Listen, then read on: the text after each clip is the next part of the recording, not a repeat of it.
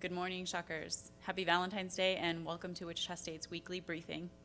These weekly briefings are held in an effort to keep the campus and the public better informed about the changes occurring at Wichita State. I'm Tracy Freese, Director of Communications for Research and Tech Transfer. Following the university's update and our featured topic, there'll be a time for questions. We'd like to start today's briefing by recognizing the recent change in Student Government Association leadership. Acting President Muma and the executive team is supportive of SGA, and the university administration expects to work closely with the new SGA president, Shelby Roll, moving forward.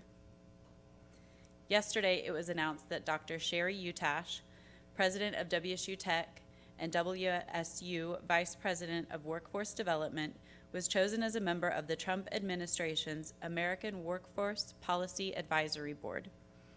The board will work directly with the National Council for the American Worker, leveraging the knowledge of its members to develop and implement a strategy to revamp the American workforce to better meet the challenges of the 21st century.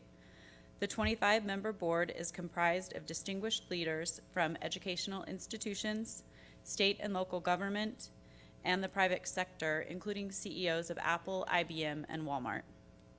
We're proud of Dr. Utash and our shared commitment to building a better workforce.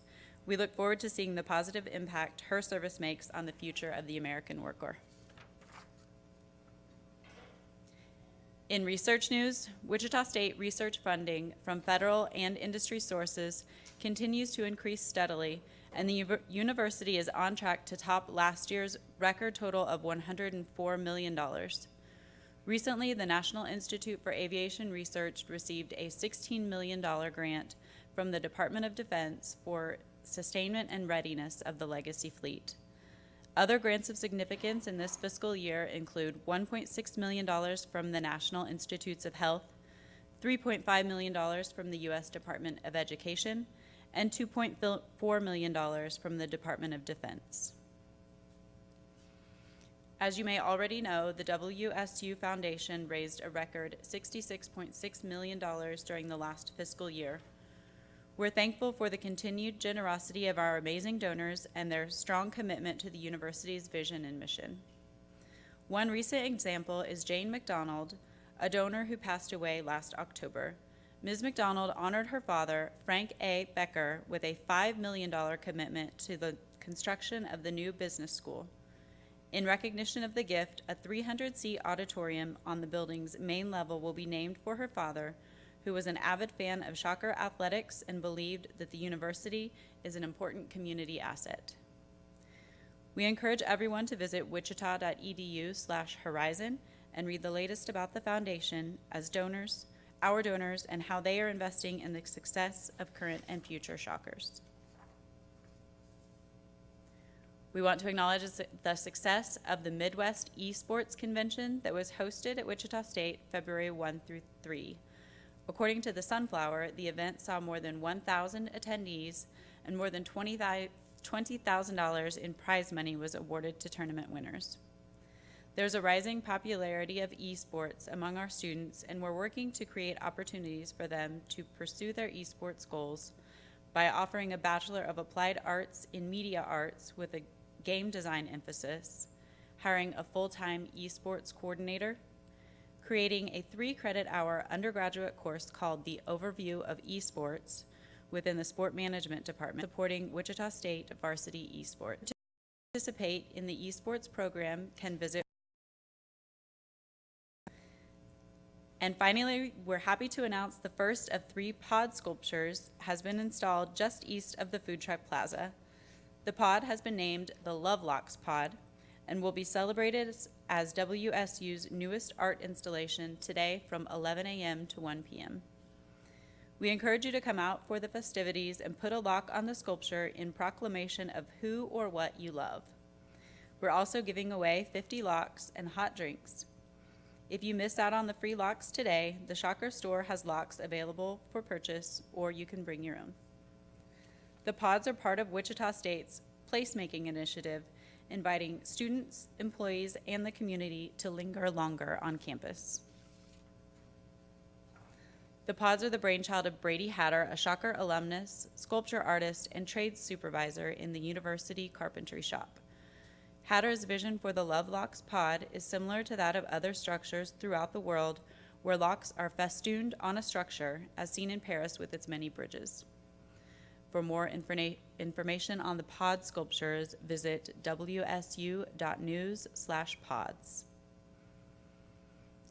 And now I'd like to introduce Kathy Downs, Dean of University Libraries, to talk about the infrastructure needs within the Oblaw Library and how the referendum on academic facilities will improve its ability to serve students and the community.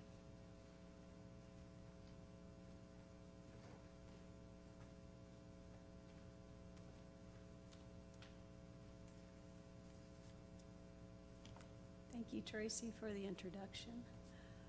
I am Kathy Downs, and good morning and happy Valentine's Day to all of you.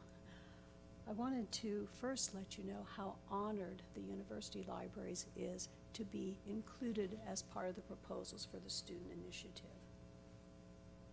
And for those of you who may not be familiar with the initiative, it is a campus-wide student initiative which will have a $6 per credit hour increase to student fees for the improvement of facilities across campus. The voting will take place March 4th through 6th, and for additional information, please check out the Shock the Future website. Now, as I mentioned, this initiative is student-run, and we in the libraries are extremely pleased that we have 2 members from our student workforce as part of the Shock the Future committee. And they are Danish Chirolia, who works in our C space, and Ashley Estes, who's a member of our interlibrary loan unit. And a big thank you for all their service to the library on this committee. Now, when we were getting together to look at how we could respond to the student initiative, we knew that our proposals would need to be focused on students. That's our mission. We also wanted all of our improvements to be in ABLA Library. That is our central library facility, and it's developed to support students from all disciplines. We also knew to have the biggest impact that our proposals would either need to address safety and basic service needs, extend the life of the building, or enhance support for new and expanding academic programs. So let's look at some of these initiatives that we came up with. We looked at all of the suggestions from students, and we selected 5 that we thought would have the biggest impact on our ability to improve our service to students. And they are, first, a larger 24-hour study room with restrooms. You might have heard about this one. Our 24-hour study room was built in 1999, and at that time, funding didn't allow for restroom facilities, and students didn't study as long sequence as they do now. Today, it's not uncommon to see a student toting around a 64-ounce water bottle, and the need for restroom facilities are considered a basic service enhancement. The next one is addition of technology research and creation spaces. Our students now are project-driven, and our library is working to accommodate what they need to create and be successful in their project work. And this includes creation of a project space that supports the emerging digital humanities and social sciences program. The third one is to create a meeting space. Our library doesn't currently have a meeting space, and many times we've had to turn down requests for meetings to be held in the library. This initiative would help us create such a space. The fourth is a compact shelving program. ABLA Library was initially built in 1962 with an addition in 1989. At that time, the addition was developed to handle about 20 years of collection growth. Unfortunately, over the time, the collection grew a little bit faster than anticipated, and we are now anticipating celebrating our 30th anniversary next fall. As the collection has grown, it's encroached on student spaces. This initiative would allow us to reclaim back student spaces and also give them additional spaces in the library. The last initiative is to respond to student requests for a different type of study space. They want more of the study rooms with different technology and different open study spaces. So that's our fifth initiative. So let's look at some of the details. These are vision boards. They're not exactly blueprints yet, but we're getting there. Let's look at the first floor. This one's a little bit hard to see, but I wanted to show you that most of the first floor work will be done in the northwest corner and also in the southwest corner. And it'll include the 24-hour study room, the scholarship and creation lab, some flexible study spaces, the one-button studio, and the academic forum. We're going to look at the north end first. In the north end is where you have the restroom and the expansion of the 24-hour study room. The current 24-hour study room is this area where I'm putting the laser pointer, this square and this square. The project would extend the 24-hour study room into all the area that's marked orange, and then there is the restrooms right on the north end. Adjacent to the 24-hour study room would be the expanded Digital Scholarship and Creation Lab. This would have 4 areas of meeting areas that are flexible with movable glass walls. These would allow faculty or student groups to come in, expand the space, contract the space, meet in small groups or slightly larger groups. And then when they're finished with their planning, they could go into the peach area. That's right here, where we would have the technology and the equipment with the software that's needed to support these emerging digital humanities and digital social sciences areas. Now on the south end of the building is our academics forum space. As I mentioned, we've had many requests for different types of meetings to be held in the library, a place for academic discourse, a place where large classrooms can meet and then go out and use the library. We haven't had such a space. This space would have the technology to hold forums, to hold workshops, to hold platform speakers. It would be reservable by any registered student organization or any other unit on campus. When it's not in use, it would be open study space. It has, as you can see, the dotted line there. The wall there would be movable so that it could open up during when it's not in use and close up when it is in use. We're envisioning a glass wall because we want to take advantage of all the great light that comes in from the west side. Okay. The next project, our third project, is our compact shelving. As I mentioned earlier, our building has reached a stage where our print collection, despite our use of digital objects, is still growing and it's running out of space. The compact shelving project allows us to put some of the lesser used print collections in compact shelving and also accommodate the growing print collection.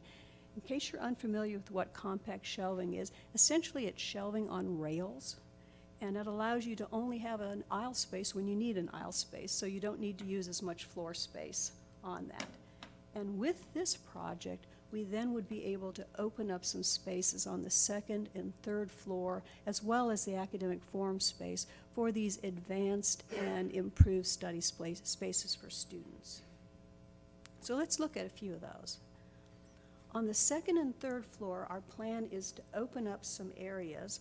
The bright blue spot has that, where we can take advantage of the windows of the building and bring some additional light into student study spaces. One of the comments we've gotten from our students is that it feels dark in the building. We want to take advantage of those windows.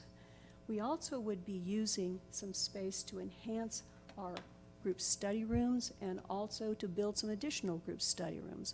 The spots in the pink are the current group study rooms. In 1989, these 25 rooms were considered innovative.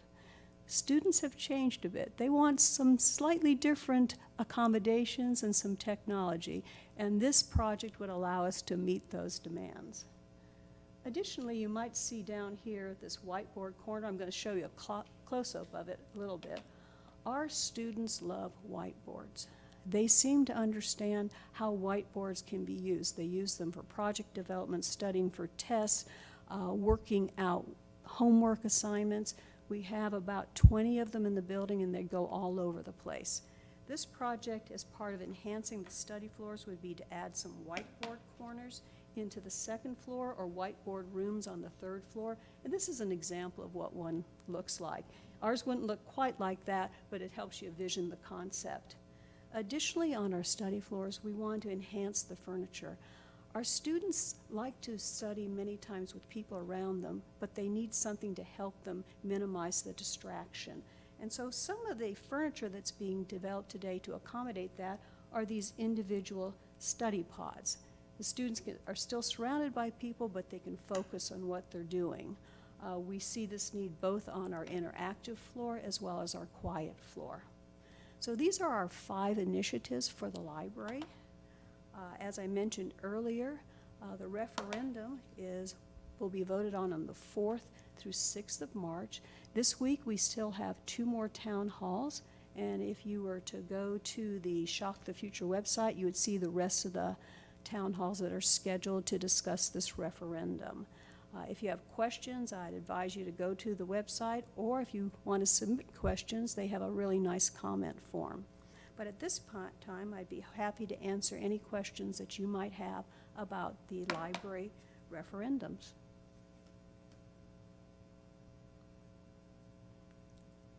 No questions? Well, thank you very much for having me this morning.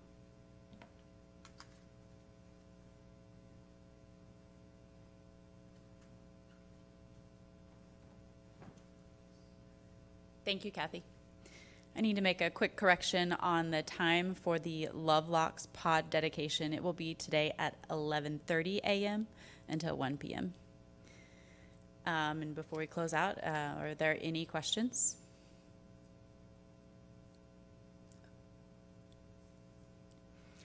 All right, if there are no questions, I'd like to close reminding you all that the programs and initiatives at Wichita State are driven by our vision to be internationally recognized as the model for applied learning and research, and our mission to be an essential educational, cultural, and economic driver for Kansas and the greater public good. We'll have you join us next week on Thursday, February 21st at 10 a.m. here in the Marcus Welcome Center for our next briefing. Thank you.